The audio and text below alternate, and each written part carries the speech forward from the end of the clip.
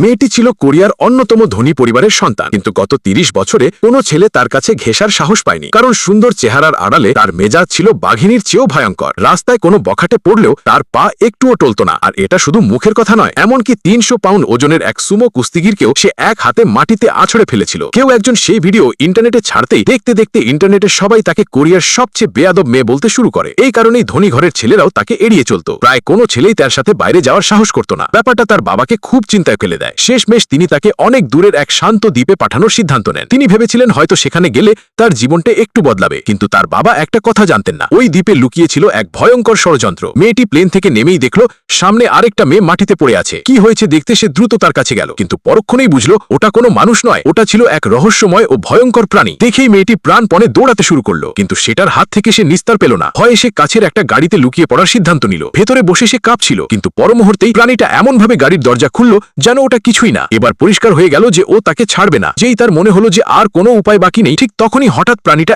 একদম শান্ত হয়ে গেল। মেয়েটি সাহস জুগিয়ে ধীরে ধীরে গাড়ির জানলা দিয়ে বাইরে তাকালো। বাইরে একটা ছেলে শুধু একটা ছুরি হাতে প্রাণীটার মোকাবিলা করছিল। আর চোখাচোখি হতেই ৩০ বছরের এই মেয়েটি জীবনে প্রথমবার বুকে সেই অনুভূতি পেল যাকে মানুষ প্রজাপতি ওড়া বলে।